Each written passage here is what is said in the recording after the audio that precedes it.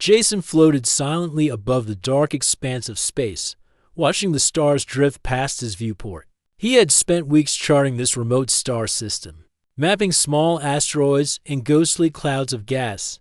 His ship's engines hummed with a steady rhythm as he adjusted the course to follow a faint energy signal. He felt a mix of curiosity and caution.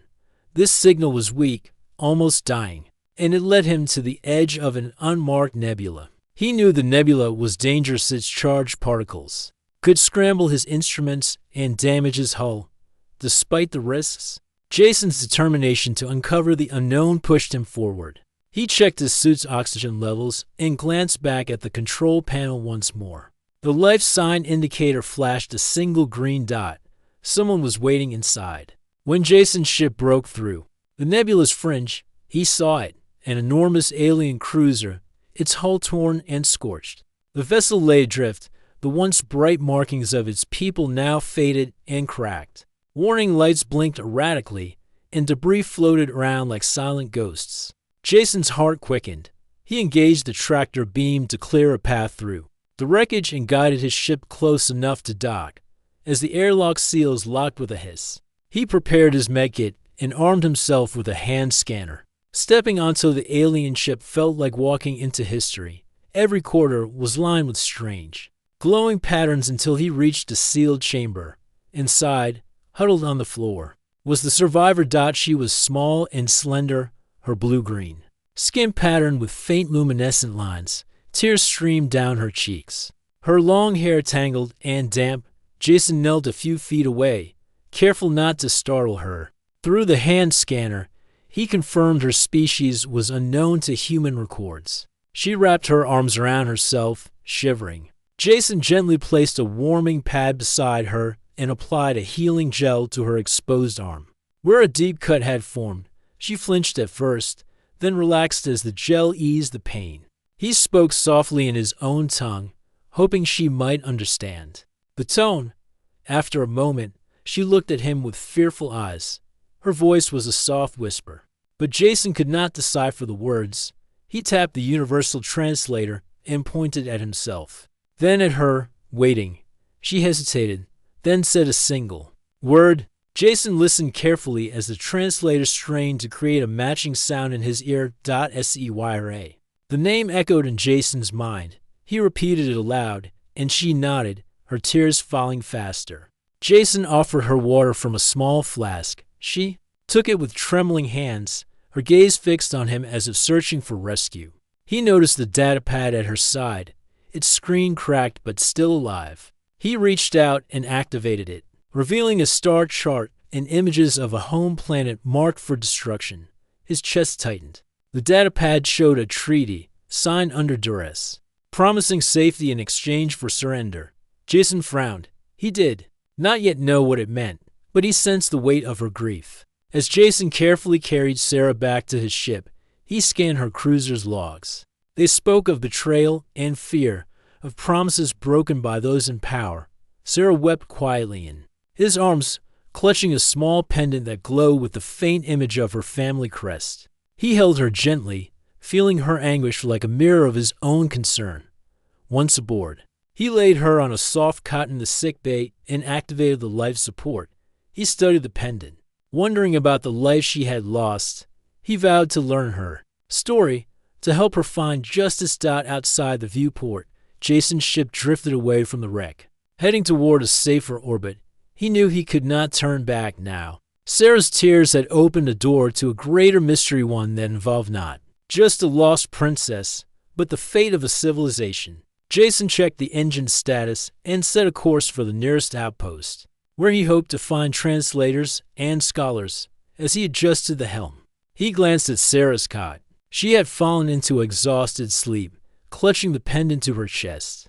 Jason gently covered her with a blanket and whispered, "You are safe now." In the quiet hum of the ship, he felt the first spark of hope that he could save her world, and that humanity's compassion would shine brighter than any star. Jason adjusted the ship's course toward the nearest research outpost. The little blue-green planet in Sarah's data logs hung like a jewel against the black of space. Sarah lay in the sickbay, her breathing calm, but Jason knew her sorrow still weighed on her. He stepped inside and offered her water. She sat up slowly, the wound on her arm nearly healed by the gel. Jason pointed to the translator device on the table and then at himself. She took it, placing the small earpiece behind her patterned ear. When she spoke, the words flowed through the device in soft, clear English. "Thank you," she said, her voice trembling. "I am grateful." Jason offered a gentle smile. He introduced himself. "I'm Jason Drake." She repeated the name carefully, nodding. He tapped the data pad that held her world's history. Sarah looked at the image of her ruined cruiser, and then at her hands. Tears filled her eyes again. Jason let the silence stretch before speaking. "You can tell me your story," he said softly. Sarah drew in a steady breath and began. Her voice carried the weight of loss. She described the Council of Elders on her home planet, a world called Rinthia. They had fought wars for centuries with a rival empire. Peace finally came through a treaty, but the treaty asked for something terrible. Rinthia had to surrender its greatest defense, an ancient weapon buried beneath its core. The elders agreed, hoping to spare their people more bloodshed. Instead, the rival empire activated the weapon from afar. The explosions destroyed half the planet's cities before Sarah escaped on the cruiser's last lifepod. Jason's heart ached. He pictured the devastation, millions of lives lost, homes gone. Forests turned to ash. He placed a reassuring hand on Sarah's shoulder. "We will help you," he promised. Sarah looked at him with a mixture of hope and doubt. "My people will believe humans are like my enemies," she murmured. "They betrayed us." Jason shook his head. "Humans stand for fairness," he said. "I will show them your true story." Arriving at the research outpost, Jason docked. Smoothly, the station's tall spires and glass domes glinted in the starlight. Inside, scientists and linguists bustled about. Jason carried Sarah on a hover stretcher, her small frame covered by a warm blanket. They found a quiet conference room, and Jason introduced Sarah to Dr. Lena Morales, the station's lead xenolinguist. Lena's eyes widened when she saw Sarah's translator and data logs. She invited them to sit. Scyra repeated her tale for Lena, who typed rapidly at her console. Within minutes, Lena confirmed the authenticity of the treaty data. She explained that the treaty's activation code had been transmitted from an encrypted channel on another star system. Someone had betrayed Rinthia. Jason frowned. "We need to disable that channel," he said. Lena nodded. "It will not be easy. The rival empire has strong encryption and heavy defenses." Jason turned to Sarah. "Will you guide us through your systems?" he asked. Sarah hesitated. "I have not been home," she said quietly. "I do not know if any resistance remains." Jason offered her water and a kind smile. "You are not alone," he said. "We will stand with you." Sarah's eyes shone with renewed determination. She pulled the pendant from under her blanket and held it out. "This belonged to my mother, the Queen," she said. "She gave it to me before the treaty. It holds the override sequence for the weapon." Jason examined the pendant. It glowed faintly with ancient symbols. He realized its power. If they could reach Rinthia's orbital control station, they could use the pendant to shut down the weapon's network for good. Jason gathered Lena into security officers. They formed a plan. Jason would pilot a small recon shuttle to the control station in Rinthia's orbit, with Lena handling communications and Sarah providing the override code. The security officers would stay aboard the main ship to defend against any attacks as they finalized the details. Sarah watched Jason and Lena exchange confident nods. She straightened, the weight of despair lifting slightly from her shoulders. Later, as Jason checked the shuttle's engines, Sarah approached him. "I was so afraid," she whispered. Jason stopped his work and knelt before her. "Fear is natural," he said, "but courage is acting despite fear." He offered his hand. Sarah placed her small hand in his. "Thank you," she said, "for not giving up on me." Jason smiled. "Your world matters," he said. "We will see it safe again." With the shuttle prepared, Jason and Sarah boarded. Sarah settled into the pilot's seat beside him, her eyes reflecting the stars. Jason engaged the thrusters, and the shuttle glided out of the station bay into space. As Arinthia's pale blue glow grew ahead, Sarah pressed the pendant to her chest. Together, they flew toward the control station, ready to face whatever dangers lay ahead. In that moment, human and alien stood united to hearts bound by hope, driven by the promise of a new dawn. Jason guided the sleek recon shuttle through the pale blue glow of Arinthia's atmosphere. The orbital control station loomed ahead, a ring of metal towers and antennae circling a central dome. Warning lights flashed along the station's hull. Jason's hands moved steadily over the controls as he slowed the shuttle for docking. Sarah sat beside him, her fingers tightening around the pendant. She watched the station draw nearer, her heart pounding. Jason caught her eye and gave a small nod. She nodded back, drawing strength from his calm resolve. Together, they braced for whatever awaited them beyond the airlock. The shuttle's docking clamps locked with a firm thud. Jason checked the readouts. Oxygen levels stable. Power at full. He unlatched his harness and turned to Sarah. "Ready?" he asked softly. Sarah swallowed and offered a brave smile. "Ready," she whispered. They stepped into the connecting tunnel. The bulkhead doors slid shut behind them, sealing out the vacuum of space. The corridor lights flickered in a steady rhythm. Jason held up a compact hand scanner, sweeping for life signs. Only their own pulses appeared. The station was empty, so. Sarah shivered, but Jason slipped an arm around her, reassuring her with his presence. They followed a set of glowing arrows painted on the floor. These guided maintenance crews between key areas. Jason led, scanning the walls for security cameras. Sarah scanned the station's schematics in her datapad, calling out quarter numbers in her own tongue. Jason tapped translations into his implant and repeated them aloud. Section 3. They turned right. The hum of machinery grew louder. Ventilation ducts hissed beneath the floor panels. Jason knelt and pried one open. Peering into the dark channel, he saw a cluster of wires leading toward the control hub. "We may need to reroute power," he said. Sarah nodded, her eyes shining with determination. They reached a junction room filled with server racks and blinking consoles. Jason set down the pendant and ran cables between his portable interface device and the mainframe. Sarah hovered behind him, reading code lines that scrolled too fast for him to parse. She pointed at a sequence of symbols. Jason typed them into the interface. Sparks flickered as the system rebooted. Alarms shrieked throughout the station. Emergency red lights bathed the corridors. Jason pulled her close. That was the wrong panel, he said quietly. Sarah's face went pale.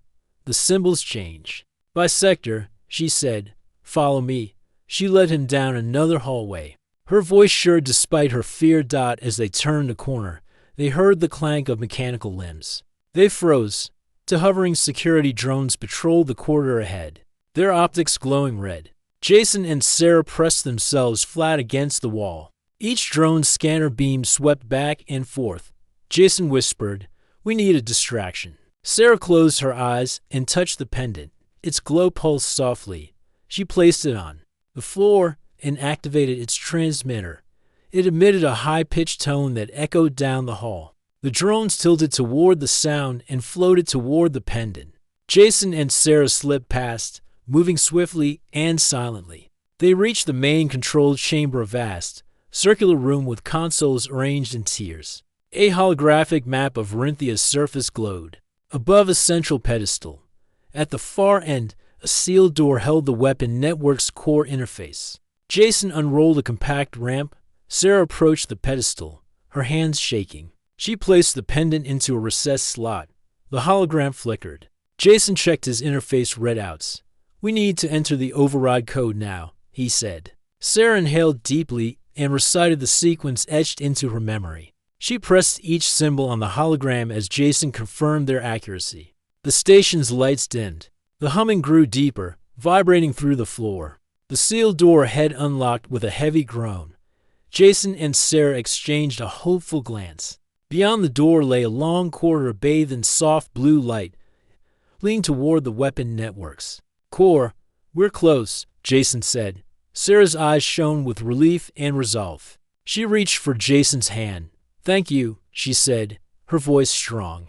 Jason squeezed her hand back. You led us here, he replied. We succeed together. They stepped through the unlocked door and into the corridor. The air felt charged, as if the room itself held its breath.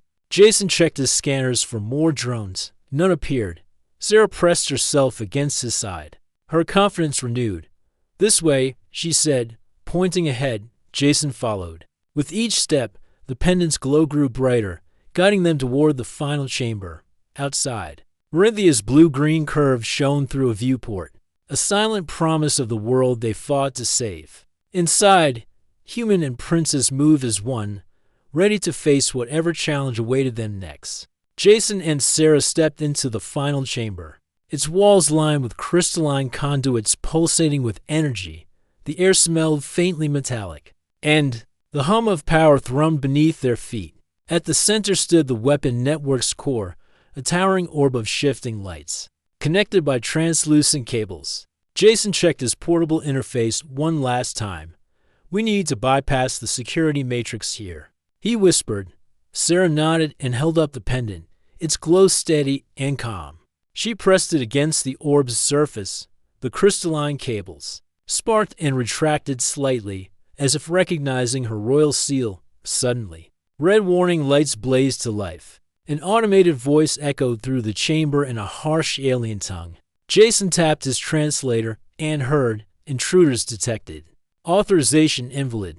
Initiating defense protocols. Before they could react, the Sentinel drones descended from ceiling alcoves. These drones were larger than the ones before, armed with energy blades that crackled at their edges. Sarah froze. Jason grabbed her hand and pulled her behind a console. Stay close, he said, raising his own sidearm, a non-lethal stun emitter they had borrowed from the station's security team. The first drone advanced, its blades carving arcs of light in the dim chamber. Jason dove sideways, firing the stun emitter. Blue arcs shot out and struck the drone's leg pivot, causing it to stagger. Sparks flew as the blade deactivated. The drone hissed and recovered, spinning toward Jason. Sarah gripped the pendant with both hands. She pressed a hidden latch, and a soft pulse of energy flowed from the pendant into the orb. The crystalline cables glowed brighter.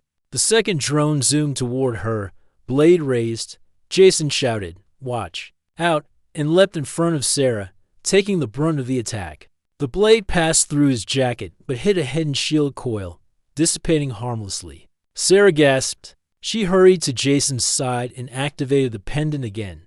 This time, a harmonic tone rippled through the room. The orb responded, sending a wave of energy that disrupted the drone's sensors.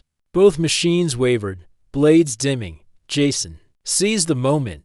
He aimed at the drone's joint nose and fired precise shots that disabled their mobility. The drones clanked to the ground, inert. Alarms fell silent. The harsh voice ended with a stuttering echo. Jason exhaled and checked. That Sarah was unharmed. She put the pendant into a recessed slot on the orb's pedestal. The orb trembled and then split open, revealing a smooth control interface beneath. Glowing symbols circled around it like a ring. Jason and Sarah exchanged a hopeful look. He said, "This is it. Enter the override sequence." Sarah placed her fingers on the symbols. Each touch lit a segment of the ring. As the final symbol lit, the orb's cables unraveled and dissipated into glowing motes that drifted upward and vanished.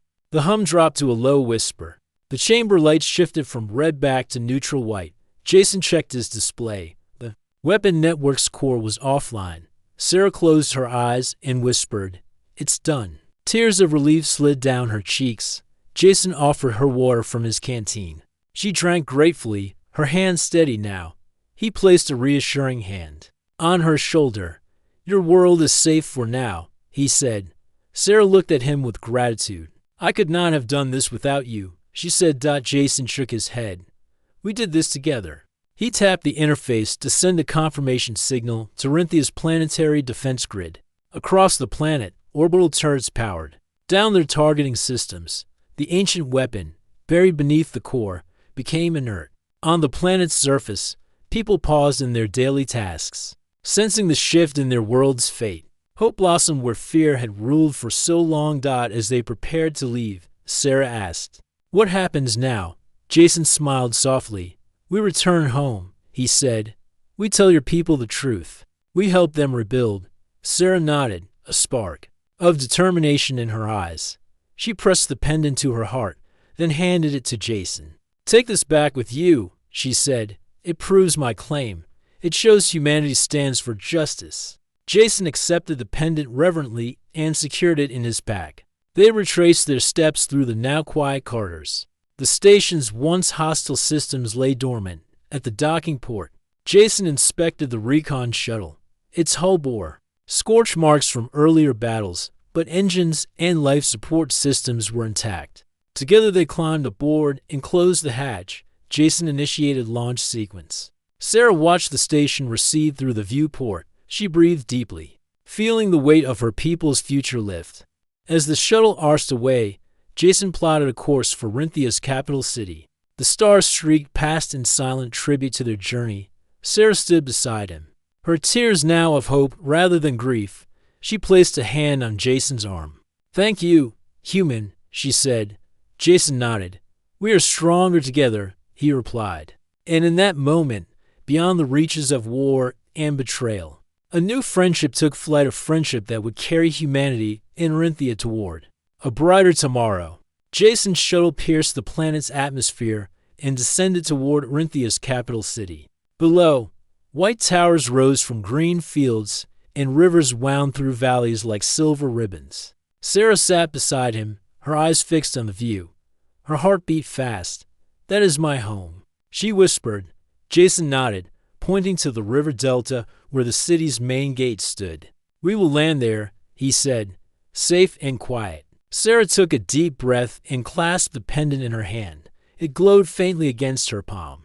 A beacon of truth and hope. The shuttle's landing gear touched ground in a clearing just outside the city walls.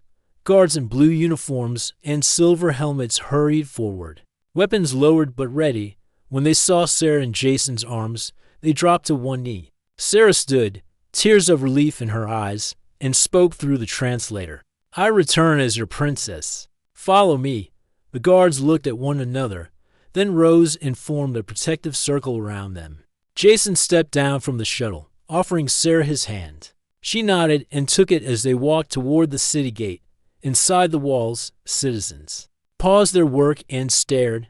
Merchants closed stalls, children pointed, and scholars gathered in small groups, whispering. Jason and Sarah passed through the gate without a word. The crowd fell silent. At the royal palace, the courtyard doors stood open.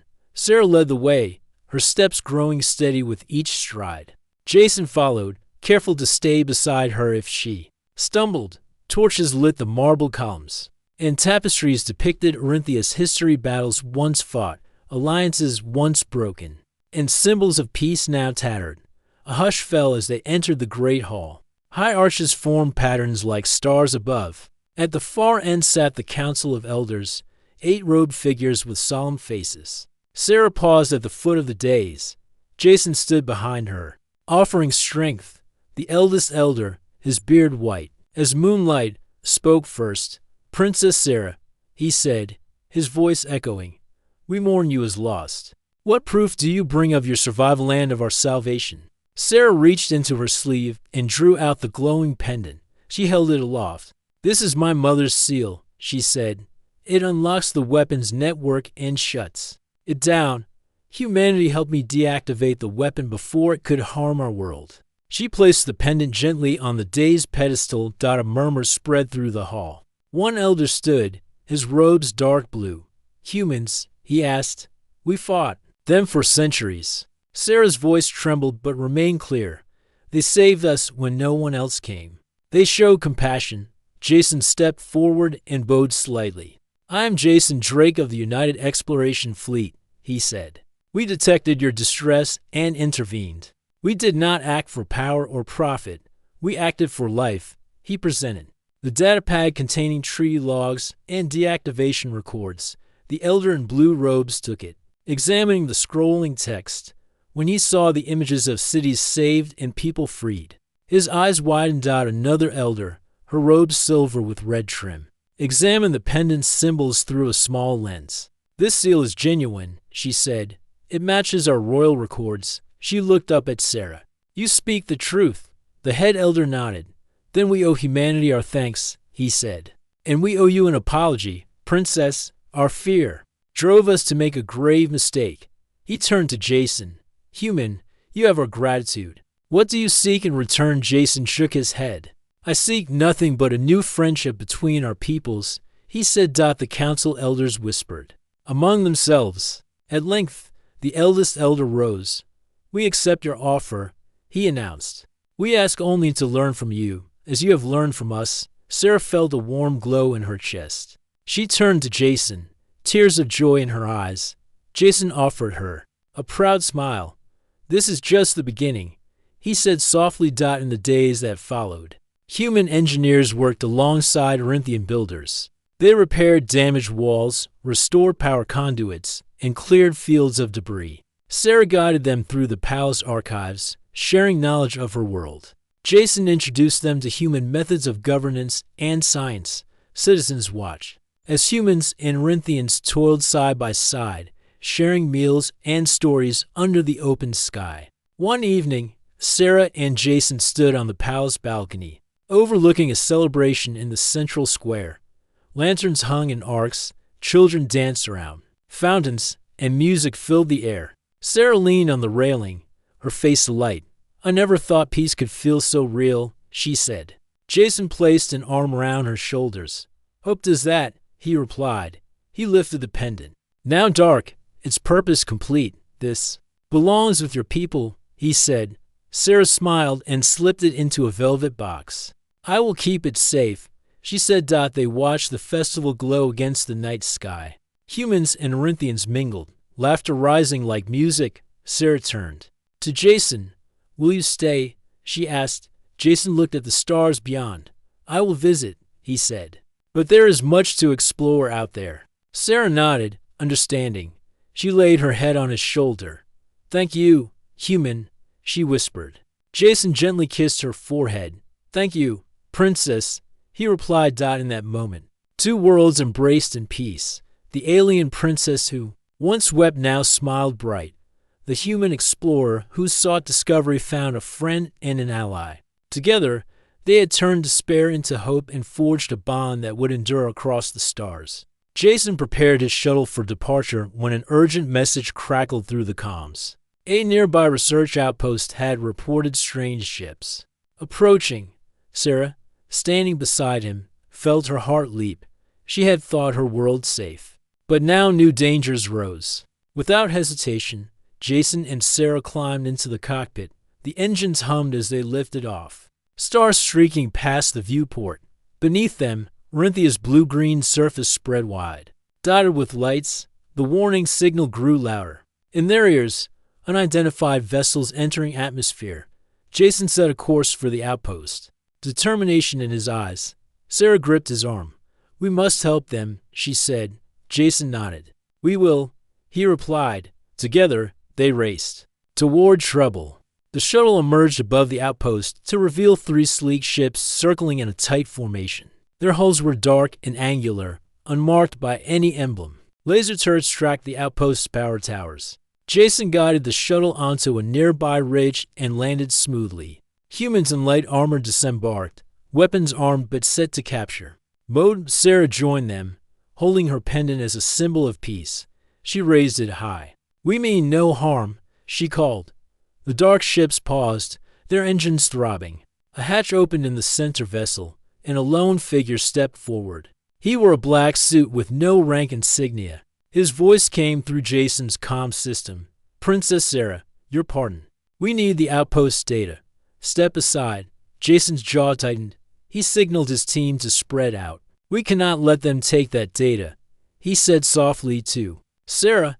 She nodded, her gaze focused as the intruder moved toward the outpost entrance. Jason and his Marines advanced. The intruder raised his hand and pressed the device against the door lock. Sparks flew as the hatch began to unlatch. Sarah planted herself between the intruder and the door. Stop, she cried. The intruder glanced at her and smirked. Princess, stand down. You are powerless now. Jason stepped forward. We stand with her, he said. He pointed his immobilizer at the intruder's legs. A beam of light shot out, enveloping the intruder. He froze in place, unable to move. The other dark ships retreated a few meters, scanning for more support. Jason raised his voice over the comms. "This is your warning. Leave our outpost at once." The ships hesitated, then broke formation and fled into the night sky. Jason and Sarah exhaled together. The outpost technicians rushed out, cheering. Sarah smiled through tears. "Thank you," she said to Jason. Jason shook his head. "We did it together," he replied. Back at the palace, news of the attack spread quickly. The Council of Elders convened an emergency meeting. Jason and Sarah entered the Great Hall once more, exchanging nods with the guards. The elders looked grave. The eldest elder spoke first. "Princess, these ships bear no marker of the rival empire, yet their purpose is clear. Who sent them?" Sarah studied her pendant and then spoke. "I believe a rogue faction seeks to undermine our peace. They fear our alliance with humanity." Jason stepped forward. "We must strengthen our defenses," he said. "Human fleets can patrol your skies. We can share security protocols." The elders whispered among themselves. At length, the elder in silver robes nodded. "We accept your offer. Let us build a joint defense force." Sarah felt relief flood her chest. Peace had been fragile, but now it had a shield. In the days that followed, human instructors trained Orinthian recruits. On a grassy field near the palace, young soldiers learned to use human-designed shield generators and immobilizers. Sarah watched as her people practiced drills beside human Marines. She even joined the training, laughing as she struggled with the weight of a Marine's vest. Jason jogged up beside her, handing her water. "Not bad for a princess," he teased gently. Sarah grinned. "I must learn," she said. "My people depend on it." Jason nodded, pride shining in his eyes. On the flight deck, Orinthian pilots studied human tactics and simulators. Sarah toured the deck with Jason. Observing the pilots' eager faces, she felt hope grow her people. "We're ready to protect their world." One evening, Jason and Sarah walked along the city's old wall. Lanterns cast a warm glow on stone bricks carved with ancient stories. Above them, the human patrol ships glided quietly in orbit. Below, citizens dined at outdoor tables. Chatting in the soft night air, Sarah paused and looked at the stars.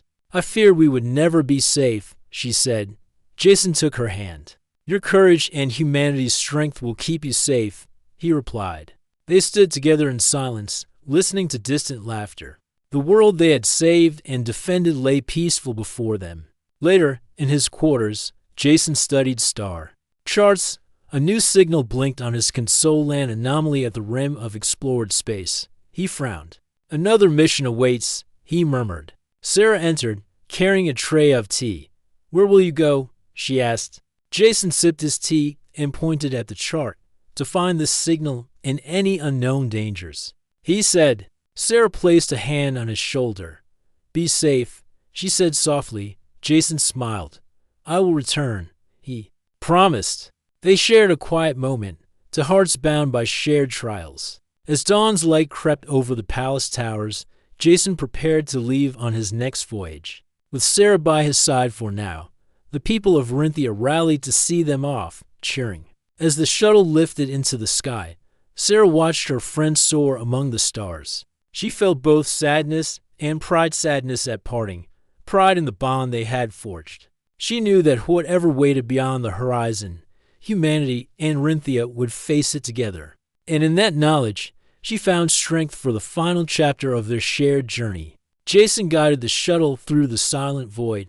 Stars glimmered against the black sky. The signal source lay ahead, a faint pulse on his scanner. He thought of Sarah and the peace they had built below. Her world was safe now, but the universe held many dangers. He adjusted the thrusters and set a steady course for the signal's origin. Back on Orinthia, Sarah walked through the palace gardens. New trees had been planted where ruin once lay. Children chased each other among blossoms. She smiled at their laughter. Human and Orinthian gardeners had worked side by side to heal the land. The palace gates stood open, a symbol of welcome to all allies. Sarah touched the pendant she kept in a silk pouch. It no longer glowed, its task complete, yet it remained a reminder of hope. Jason's shuttle dropped below a drifting asteroid field. The signal grew stronger, guiding him toward a rocky outcrop. He scanned for life signs. None appeared. He suited up and opened the hatch. The airlock hissed. He stepped onto the barren rock. The gravity was light but steady. He followed the signal toward a small cave at the cliff's base. Inside, the cave walls glowed with strange patterns. Jason knelt and traced the carvings with his scanner. They matched no known language.